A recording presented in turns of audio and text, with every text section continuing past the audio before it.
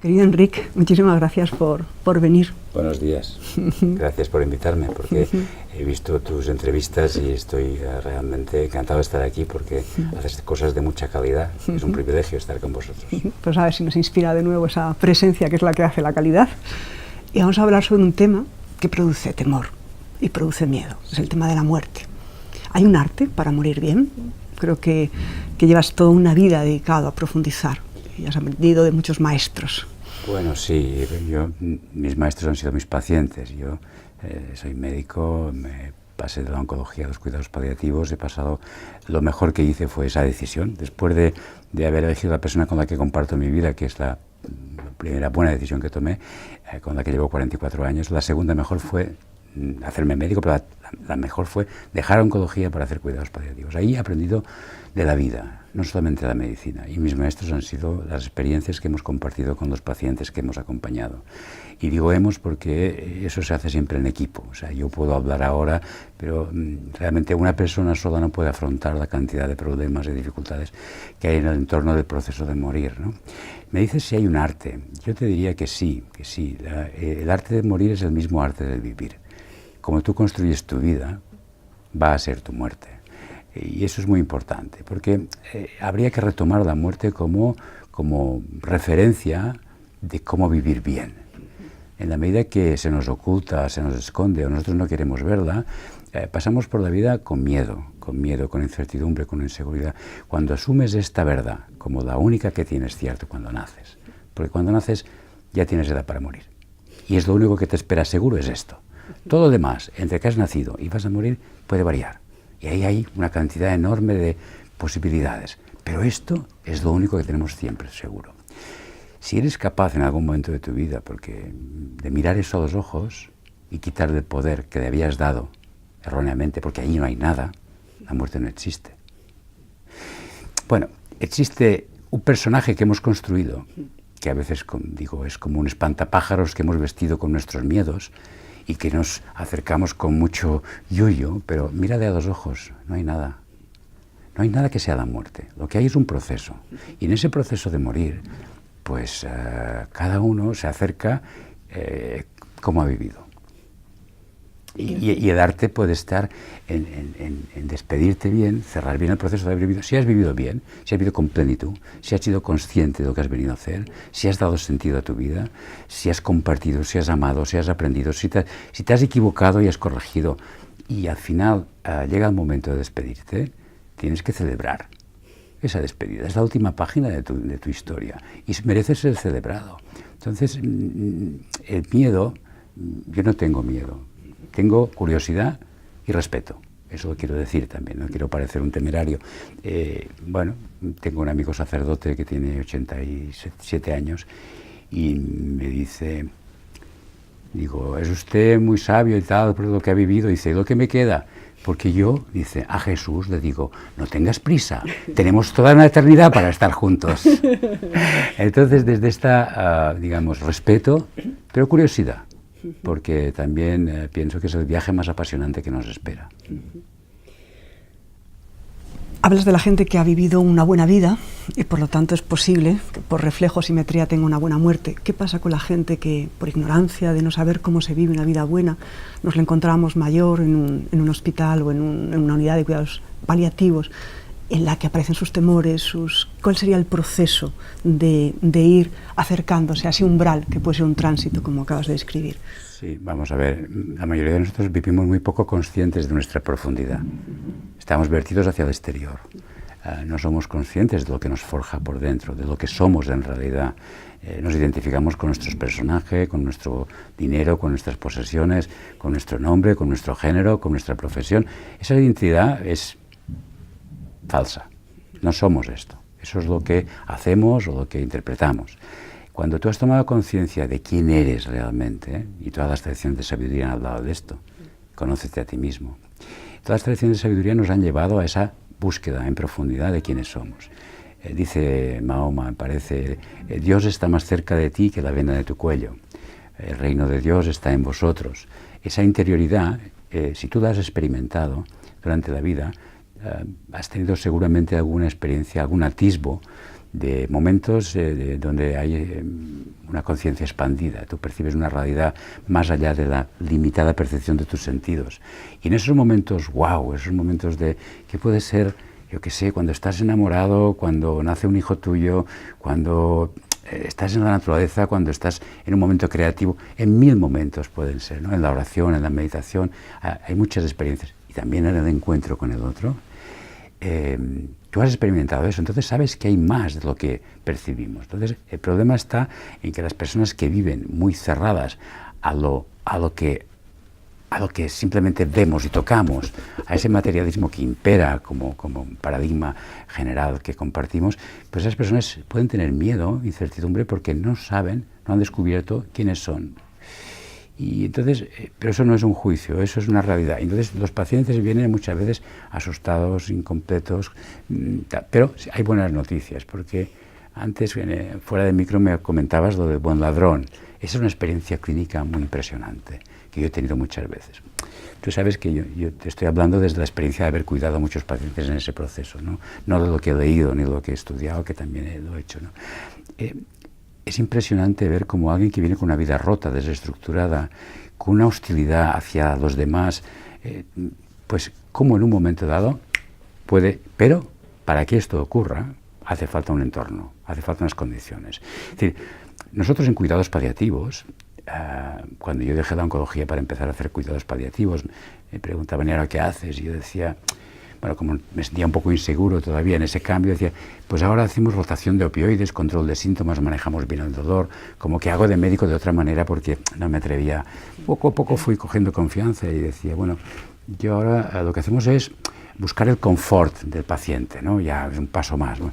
Confort a mí me suena a spa, está bien, no digo que no hay que controlar el dolor, hay que buscar el confort, pero ahora ya, sin ningún pudor, después de haber experimentado y aprendido en la práctica clínica, porque mi aproximación es experiencial, es empírica, no es teórica, yo digo, nosotros estamos aquí para que la gente muera sana. ¿Cómo que mueran sana? Hombre, claro, que mueran íntegra, habiendo cerrado bien el proceso de haber vivido. Y claro, cuando tú te encuentras con alguien que viene con una vida rota, desestructurada, recuerdo un paciente impresionante, porque además era hostil con las enfermeras, es una persona, en fin, tenía todas las virtudes, había enganchado el SIDA por la drogadicción por vía parenteral, tenía tuberculosis, tenía un montón de cosas, estaba muy mal, pero además, sobre todo, estaba muy mal emocionalmente, ¿no? Con una vida rota. Recuerdo que cuando vino, yo les dije a mi equipo, nos van a mandar este enfermo que es un marrón de mucho cuidado, esas cosas. Digo, vamos a probar la teoría que siempre os he dicho, y es que, voy a decir una inconveniencia, un hijo puta es una persona mal informada de sí mismo. La persona que es capaz que no se conoce a sí mismo porque ha tenido unas cartas que la vida ha dado que son muy, muy, muy malas, se ha portado mal, pero en el fondo, la pasta que estamos hechos es la misma. Es belleza, bondad y verdad. Y si esa persona no ha accedido a eso, habrá que tratarle para ver si somos capaces de que pueda conectar con eso. ¿Y eso cómo se hace? Digo, pues mira, en aquel entonces era en Mallorca y la familia real venía de vacaciones y dije, vamos a imaginar que nos ingresa el príncipe Felipe, hoy en día el rey de España. Entonces, y dice, ya está Benito con sus gracias, vamos a hacerlo como si fuera la persona más importante que queremos cuidar con exquisitez. Y efectivamente, empezamos a trabajar con ese paciente cuando ingresó. Y bueno, no sé si contarte la historia y dramatizar la escena, ¿quieres que sí? Sí. Pues para que te hagas una idea, había una persona, no llegaba a 60 años, muy, muy deteriorada, con muy mal estado general, encamada, pero con las mantas sobre la cabeza. Entonces entramos y yo me lié, porque era un tema de intervención compleja, todo el equipo, la psicóloga, la trabajadora social, la enfermera, la auxiliar, yo éramos 5 personas en la habitación, nos acercamos y empezamos a, buenos días, tal, ¿cómo estás? Pero gritando, ¿no? Entonces poco a poco fuimos diciendo, mira, imagino lo difícil que debe ser lo que te está pasando, tienes dolor, vamos a ponerte un calmante, ahora te damos un zumo, bueno. Tuvimos como 1 hora y pico, el hombre ya sorprendido de que después de insultar y blasfemar y gritar, no nos íbamos. Estábamos allí y le seguimos tratando como si fuera el rey de España. Yo ya alucinando, porque nunca le habían tratado así nadie. Se sentó en la cama, me acerqué y empezamos a hablar. Me dejó sentar, me dejó así como estamos tú y yo. Y en un momento dado tuve la intuición y dije, háblame de tu madre. Me dijo, vea, ¿cómo? Me pegaba. Vaya. Entonces empezamos a hurgar ahí y a explorar, y nos contó una historia durísima de una madre con 3 chicos en una zona despoblada de las afueras de un barrio, digamos, tal, una chabola, donde básicamente lo que le pasaba era que si un día, cuando se acercaba a su madre, si había pan le daba un trozo de pan, y si no había pan le pegaba para que se fuera, porque la madre no sabía qué hacer con el niño. Y el niño se iba a llorar un rato, y cuando volvía buscaba a ver si había pan o había bofetada. Claro, cuando entiendes eso, nos sentimos tan conmovidos todo el equipo, y le dijimos, qué duro habrá sido para tu madre, con lo mucho que debía quererte, tener que hacer eso, ¿no? Y qué duro habrá sido para ti vivir con eso toda la vida, sin poderlo contar a nadie. Era como abrir un absceso. Empezó a llorar, y a soltarse y a aflojar. Tuvo un buen rato a moco tendido, nos abrazamos, y al cabo de un rato dijo, ya está, porque él seguía siendo quien era, y se puso a dormir. Al cabo de que nos fuimos, eran como las 5 de la tarde, habíamos pasado más horas de las que no habíamos. Estábamos allí con una intervención de intensivos, ¿no? O sea, de intensivos de. Y bueno, al día siguiente cuando llegué me dijeron, siguió durmiendo hasta las 5 de la mañana, y después se fue. O sea, hay posibilidades del milagro siempre y cuando en el entorno te traten como una persona, aunque tú no te has tratado nunca a ti mismo como tal. Perfecto. Entonces, de ese entorno veo que un elemento es la compasión, me vas a ayudar a desarrollar qué es la compasión en el ámbito clínico, y por lo que veo también es la dimensión espiritual, que es la que concede a la compasión también una profundidad, ¿no? ¿Cómo habláis de espiritualidad? ¿Cómo os habéis atrevido a hablar en un entorno? ¿Cómo puede ser el sistema sanitario del tema de la espiritualidad, del tema de la compasión? Gracias, porque yo me llevo mucho con los casos. Pero mira, cuando empezamos en cuidados paliativos nos dimos cuenta de que el dolor se va con morfina y con fentanilo, hay muchos fármacos, pero hay algo que no es dolor y que es sufrimiento, y eso no pertenece al cuerpo, no se puede anestesiar, ese es el sufrimiento. Entonces nos planteamos que había una serie de términos como sufrimiento, compasión, espiritualidad, trascendencia, sanación, que esto no venía en los libros de medicina, pero lo teníamos que explorar y entender. Entonces, en la Sociedad Española de Cuidados Paliativos nos planteamos un grupo de trabajo del año 2004 ya, además médicos, enfermeras, psicólogos, antropólogos, agentes de pastoral, o sea, un grupo bastante, en fin, interesante. A ponernos de acuerdo a un principio para empezar el glosario de términos con el que nos poníamos de acuerdo, porque ¿qué significa compasión? ¿Qué significa? Entonces estuvimos un par de años dando de vueltas. Entonces las fuentes de inspiración y de trabajo eran las tradiciones de sabiduría, porque eso está muy dicho y muy estudiado en todas las tradiciones de sabiduría y es una fuente de información muy interesante. También en la propia experiencia clínica de acompañamiento, también en la bibliografía científica, porque curiosamente desde los años 90 tú pones spiritual care o spirituality en los buscadores científicos y hay un crecimiento exponencial de publicaciones que están apareciendo.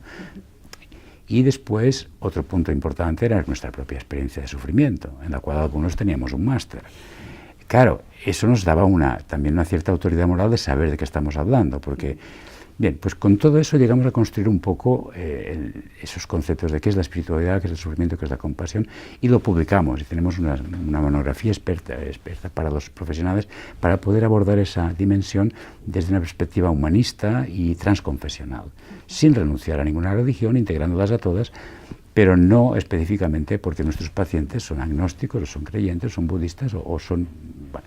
Entonces, claro, y las herramientas básicas del acompañamiento a este proceso, para estructurarlo un poco, aunque eso no tiene palabras, pero bueno, necesitamos ponerlas para que nos entiendan, son la hospitalidad, la presencia y la compasión.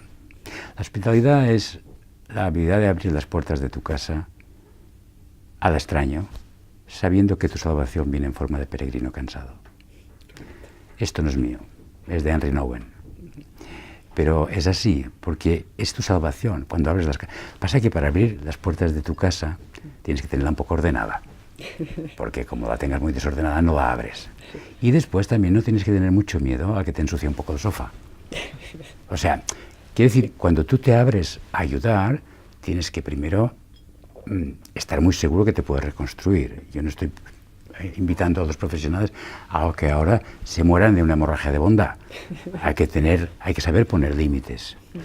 Pero la hospitalidad es la base, es la acogida del otro como alguien igual a ti, alguien que tiene derecho y que puede, y que tú sabes que la medicina eres tú, no es el fármaco, es tu acogida, es tu presencia, la de tu equipo, evidentemente, porque cuando hay varias personas que trabajan con esta actitud, aquello es de una potencia extraordinaria, te puedes imaginar. La otra es la presencia, cuando estás con él, estar para él, absolutamente. Y esa presencia afortunadamente se cultiva. Hoy en día, sabes que las técnicas de meditación, de oración contemplativa, lo que hacen, y además tenemos base científica para saber cómo se reformula nuestro cerebro para poder regular muy bien y gestionar muy bien las emociones, porque evidentemente en una situación de distrés como el proceso de morir, la familia, el enfermo, hay mucha densidad emocional, pasan cosas de mucho impacto y tú tienes que ser alguien, no es que no sea impávido, ni que esté ahí, no, tienes que estar abierto, pero al mismo tiempo no dejarte contagiar por eso. ¿Y cómo puedes hacer eso? Desde una gran presencia. Una presencia que está muy arraigada en lo que tú eres. Y eso se cultiva en la oración contemplativa, en la meditación, en el mindfulness, en el zen, en el yoga, en lo que tú quieras. Yo no estoy haciendo publicidad de ninguna, porque no tengo carnet de nada más que el de la piscina de mi ayuntamiento. Presencia es fundamental, hospitalidad de presencia y compasión. Y la compasión, básicamente, hay muchas... no quiero insultar a la gente hablando de eso, pero simplemente no tiene nada que ver con lástima, que no confundamos. Es la pasión por ayudar al otro. No es sentir con el otro solamente. Hay un punto de conexión. Y yo te sugiero que traigas a Gonzalo Brito para que te hable de eso, porque es un maestro y muy amigo.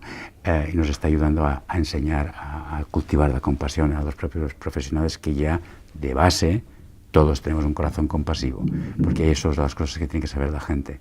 Los profesionales sanitarios, los médicos, las enfermeras, los psicólogos, auxiliares, todos los que nos hemos acercado a ayudar es porque tenemos un corazón compasivo. Y esto, que de entrada suele ser la respuesta a una llamada, que es la vocación de acercarte a ayudar, se puede cultivar, se puede cuidar. Y es más, hay que cuidarlo porque esa es la herramienta que ayudas a trabajar. La compasión es la pasión por ayudar al otro a salir de su malestar. En nuestro entorno hay muchos paradigmas, muchos arquetipos, ¿no? Avalokitesvara o Tara en el budismo. En nuestra tradición yo creo que el samaritano está muy claro, ¿no? Estaba despierto, primero, estaba atento, se daba cuenta, porque si no te das cuenta no conectas. Y el verbo que emplea en el momento que conecta con el sufrimiento, lo que está en la cuneta es splagnosomai, o sea, se le revuelven las entrañas, los splagnos, se conmueve internamente de ver al otro y se acerca para ayudarle. El estar despierto, conmoverte, son fundamentales, pero no te quedes en la conmoción sino que empezar a hacer cosas para ayudar al otro. La compasión es la empatía en acción, es emplear las manos y la cabeza movidas por el corazón para ayudar al otro a salir de su malestar. Entonces, esta herramienta es fundamental para poder, porque entonces cuando tú miras al otro desde una actitud compasiva, el otro se siente reconocido. O sea, la mirada de respeto al frágil, vulnerable, desahuciado, que dicen algunos. Bueno, a la persona que la mirada respetuosa en el otro le genera una actitud de reconocimiento. O sea, me siento reconocido por alguien. Entonces, lo que te da es su confianza. Entonces, tú puedes trabajar a través de la confianza, que es la pasta que nos permite trabajar. Entonces, hospitalidad, presencia y compasión son las herramientas. Y luego, saber que hay un itinerario, que eso también lo construimos. Es lo que quería que me comentaras te justo, preguntar, pero me da igual porque me lo haces todo, me lo desarrollas. Estoy invadiendo despacio. Está muy bien, eso es lo que quería, ese proceso, para que la gente pueda conocer con esas herramientas que estáis dotando a cuidados paliativos, qué proceso, que además se parece además a las crisis existenciales, y también quiero que me lo relaciones. Todas las crisis existenciales tienen la misma estructura, ¿no? Es decir, yo tengo una cosmovisión de la realidad. Yo, en estos sentidos en los que estoy instalado, ese personaje que se llama Enrique, que tiene 67 años, tiene un modelo de ir por la vida y tiene construido un yo que no es solamente eso, sino las relaciones con mis hijos, con mis amigos. Todo eso forma parte de mi personaje, de mi realidad, de mi cosmovisión. Pero puede pasar algo que amenace esa construcción. A mi mujer le diagnosticaron un problema hace poco, estuvimos preocupados, ahora está muy bien, pero eso me ha tenido como, wow, mi constructo está amenazado. Bien, cualquier cosa que amenace la integridad de lo que tú has construido, sea que un hijo tuyo se pone enfermo, sea que te quedas sin empleo, cualquier crisis de este tipo, lo que hace es, entonces, en el balance que tú haces es, ¿tengo recursos para afrontar esa amenaza? Cuando tú te sientes que no te puedes enfrentar a eso porque eso te supera, entonces empieza el sufrimiento. El sufrimiento es el distrés a la amenaza, a la integridad de lo que yo he construido, y además, porque yo intento, virgencita, que me quede como estoy, que no quiero cambiar, que me gusta mucho esto como va, me ha costado tanto estar hasta aquí, pues va a ser que no, porque hay una cosa que es la impermanencia, y como no aceptes que las cosas van a cambiar, y entonces como te resistas al cambio, entonces cuando añades un sufrimiento innecesario. Cuando hay un cambio, a todos nos cuesta mucho aceptar, pero la actitud más inteligente y más sabia es la aceptación. ¿Qué es lo que puedo cambiar? Y si no, rápidamente hay que aceptar y entregarte, surrender. Entonces, curiosamente, y no lo esperabas, es que después de haber aceptado ese cambio, la vida te plantea otro escenario y puedes reconstruirte a otro nivel que antes no habías ni imaginado. Entonces, ese proceso de crisis, cualquier etapa, me ha dejado la novia, por decir algo, cuando tienes 20 años, parece que el mundo se hunde. Bueno, entonces, cuando eres capaz de aceptar y entender y qué ha pasado y por qué y qué parte de mi responsabilidad hay aquí y cómo me relaciono yo con ella y cómo me relaciono yo con las chicas para que no me... O sea, puedes adquirir un nivel de sabiduría respecto a eso que si no hubieras ido por esa crisis no hubieras adquirido. Y a partir de aquí puedes tener relaciones más sanas quizá que esta que perdiste. Pero ese proceso básicamente lo hemos... Sabes tú que Kubler-Ross, hay muchos maestros que han estado dando pistas de cómo va eso. Y adaptándonos al proceso de morir otra vez, que tiene que ver con toda crisis, las etapas son muy sencillas. En inglés es caos, resistencia, lucha, no quiero, no me gusta, por favor, vamos a buscar a otro médico, se han equivocado, negación, lucha, todas esas fases de Kubler-Ross, las 4 primeras, negación, lucha, negociación, depresión, eso forma parte del caos, es no quiero, surrender, entrega, aceptación, hágase mi tu voluntad. O sea, yo me doy cuenta de que eso ya no está en mis manos, suelta, afloja, acepta. Y entonces, wow, el tercer paso es transcendence, o sea, la sanación, la recuperación de la integridad a un nivel superior del que no esperabas.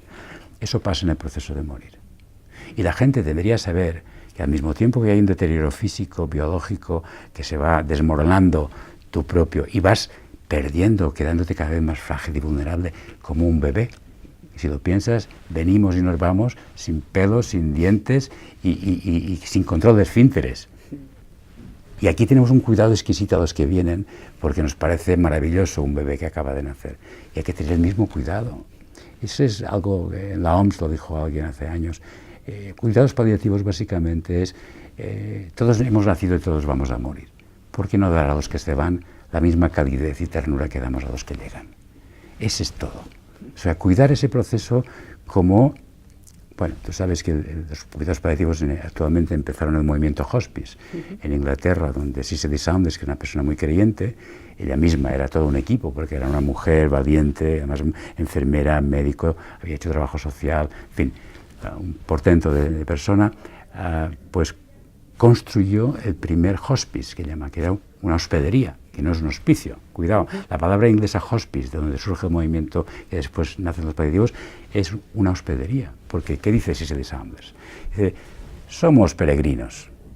Y como en el Camino de Santiago, de vez en cuando, y cuando llegas, hay una hospedería donde tú te paras, te reconfortas, descansas, te lavas los pies, tomas una taza de caldo caliente y te repones para la siguiente etapa. Nosotros vamos a recoger a los peregrinos cansados para confortarles antes de que den el paso a la otra etapa. Y volviendo a la metáfora del nacer y el morir, pues yo creo que la simetría es tan grande y eso lo he aprendido en el cuidado de los que se van, en el acompañamiento, ¿no? Que está tan bien organizado que cuando lo sabes ver, pierdes completamente el miedo. Es decir, imagínate que cuando va a nacer alguien y la mujer se pone de parto, empiezas a tener dolores de parto y hacer contracciones y se rompe de aguas. Imagínate que nos diera miedo eso y no quisiéramos que pasara y quisiéramos evitarlo. Entonces, ¿cómo que va a romper aguas? Habrá que volver a ponérselas, habrá que... Hombre, ¿pero qué estás haciendo? Eso está súper bien organizado, respétalo. Tiene una mirada respetuosa, porque aquí están ocurriendo cosas que tú no entiendes y con lo mínimo no te metas porque la vas a liar. Simplemente deja que, si hay una comadrona o alguien que ayuda en el parto, facilita que esto ocurra. Pero la gente ya nace, ¿eh? Y si hay una comadrona, mucho mejor. Nosotros somos los tetras de este alumbramiento que tiene lugar al final. O sea, al final lo que hacemos es, la gente ya muere, y además muere muy bien, ¿eh? Porque cuando lo ves está muy bien organizado, las etapas por las que la desconexión progresiva del cerebro, el córtex empieza por desconectarse. Cuando entras en igual que se desencadena el parto, se desencadena el proceso de morir, lo que llamamos atención a los últimos días, o proceso de agonía. Esto empieza porque el enfermo empieza a desconectarse del entorno, empieza a que la corteza cerebral deja de funcionar como funciona normalmente, está cada vez más. Y claro, ¿qué hace la corteza de esa parte del cerebro? Pues mantiene nuestra atención y nuestra orientación. La gente empieza a estar confundida, pero eso es normal. Nosotros a veces desde la posición médica queremos medicalizar eso. Es como si quisiéramos parar el parto. O sea, perdón, un poco de respeto. Es que ahora mismo no sabe si esta es su madre, su hija, o no sabe si hoy es jueves o es viernes, si es por la mañana o por la noche. Bueno, está empezando a confundirse. Fantástico. ¿Cómo que fantástico? Pues sí, porque al desconectar del entorno está entrando en otra dimensión de conciencia donde está empezando a percibir cosas que nosotros no percibimos. Pero curiosamente también se desconecta de su propio cuerpo. Y muy interesante, porque cuando tú, como médico, dices, le falta oxígeno, está saturando muy mal, estamos mirando la saturación de oxígeno y le miramos y resulta que está... Pero hay que ponerle oxígeno. Mira, no te metas que la estás liando. La saturación de oxígeno es miserable, pero él no tiene ninguna percepción de disnea. No tiene sensación de ahogo. Es que está con estertores y está respirando muy mal. Pues habrá que explicar a la familia que se está ahogando muy bien. Porque nadie se muere sin ahogarse. Y para ahogarse, a veces, hay ruidos y estertores. Pero eso, lo único que molesta es a los que no lo entienden. Que se sienten agobiados pensando que se ahoga, pobrecito. Pues aprende a mirar, porque lo estás viendo fatal. Se está ahogando muy bien y se está desconectando y ahora está en el hipocampo, en la amígdala, en el cerebro medio, donde está rebobinando los contenidos de su biografía. Y ahí pueden haber situaciones de... Bueno, en algún momento hay gente que se va de una forma muy serena, muy tranquila, y otros por un camino mucho más complicado de agitación, de inquietud. Bien tenemos la epidural. Es decir, en ese momento si hay que poner algo de sedación para que el enfermo esté tranquilo, que sepan que eso se puede hacer. Al final, cuando saca la cabeza al otro lado y ha pasado de la crisis del túnel, del canal, la realidad que percibe es esplendorosa. Y la paz que se crea en ese entorno de la habitación es como para quedarte allí y no irte. Y cuando vives eso desde esta perspectiva como un proceso trascendente, donde la biología se desmorona y la biografía se cierra, pero el espíritu se expande y entras en niveles de conciencia, eso yo no es que lo haya leído, aparte de que también hay muchos compañeros médicos, como Peter Fenwick, como Finn Van Lomen, como estuve con ellos ahora en noviembre, y es una gente que ha estado trabajando muy específicamente desde una perspectiva académica, para poner eso en el ámbito de que, oiga, por favor, eso no es unos cuatro pirados que están hablando de eso. Es una realidad que estamos comprobando a través de una serie de estudios que han estado haciendo y publicando. Y si alguien quiere curiosidad por eso, que ponga a Finn Van Lomen o Peter Fenwick en YouTube y verás la cantidad de información que tenemos de esto. Pido la vez. Sí. Entonces, en ese tránsito, en ese proceso, en esa posibilidad de que en esa desconexión de la vida, para poder abrir el umbral, cruzar la puerta, el camino puede ser difícil, sí. El camino puede ser fácil, dulce. Sí. Eso se correspondería un poquito a que en las tradiciones budistas hablan del bardo todol, esa parte que es la parte más densa, que se agita, que usted dice, bueno, tú dices de ponerle un poco de epidural para calmar esa inquietud. Al final la trascendencia siempre aparece, evidentemente. O sea, creo que en una frase que no sé por dónde está, que es como en la aceptación también, el proceso de la aceptación es como dejarse caer en algo que siempre te ha sostenido, y que eso que te ha sostenido está también en el momento que también entregas y haces la última entrega de la última identidad que te quedaba. ¿Qué es eso que sostiene las crisis existenciales, que sostienen el proceso de cruzar? Bueno, a ver, pues yo no te hablaré del Bardo Todol porque no tengo conocimiento. Sí que sé que tengo muchísimo respeto al budismo tibetano porque me parece que ha construido lo mejor que conozco de ese itinerario. He estado con Sogyal Rinpoche en algún taller con ellos, todo el Rigpa, que es la sangha del budismo tibetano que se dedica al proceso de morir, me parece admirable porque hay un constructo de mucha sabiduría de muchos años. No soy experto en ello, pero sí que te diría que desde el punto de vista científico, la revista Science, y vuelvo a mi papel más académico, cuando celebró su 50 aniversario hizo un número monográfico preguntando a los mejores científicos del mundo cuáles eran los dos temas cruciales que nos planteamos ahora en este momento, ¿no? Y había dos temas fundamentales y había un consenso sobre estos dos temas. Uno era ¿de qué narices está hecho el universo? ¿Cuál es la pasta que construye esto? Lo que parece que es materia, al final es el campo electromagnético. Cuando vas intentando entender, cada vez se va, y lo que es materia oscura, energía oscura, o sea, no sabemos de qué está hecho todo eso. Esa para empezar. Y la segunda es, ¿qué es la conciencia? El segundo tema. Bueno, tampoco tenemos una definición operativa de conciencia.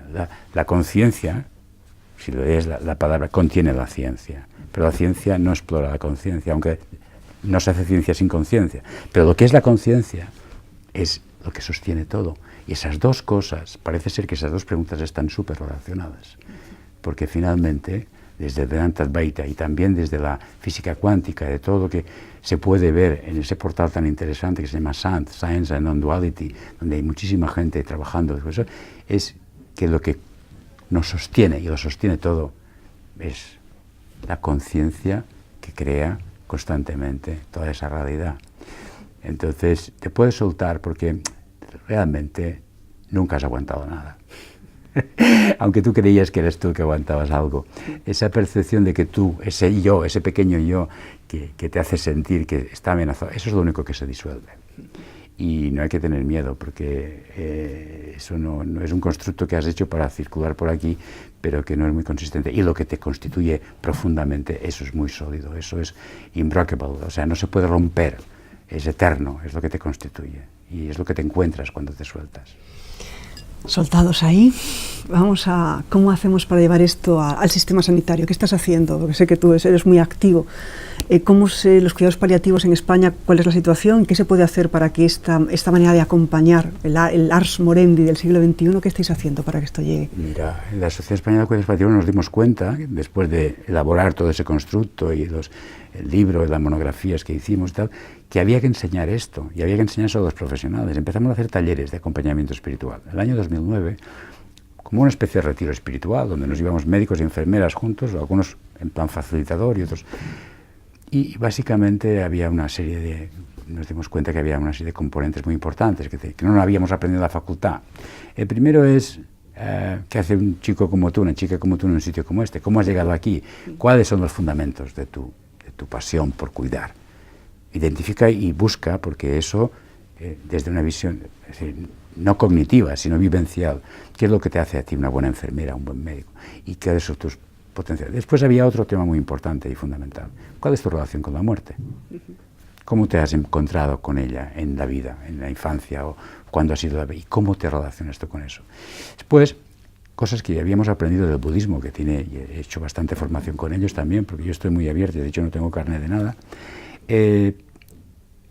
Una formación muy interesante que se trataba de hacer una visita guiada a la Casa de la Muerte, voluntaria y gratuita, prohibiendo a las embarazadas que jugaran a eso, porque era muy, muy removedor, para que la gente tuviera un poco cuando se acercara a un enfermo pudiera intuirlo cómo se siente esta persona realmente. Porque si tú no te has planteado para ti mismo, tú cuando entras en una habitación entras con todo lo que tú llevas. Entonces intentamos construir gente que tuviera confianza y consistencia y que no sintiera miedo, que pudiera acompañar y crear ese clima, esa atmósfera de seguridad, de confianza, de coraje, ¿no?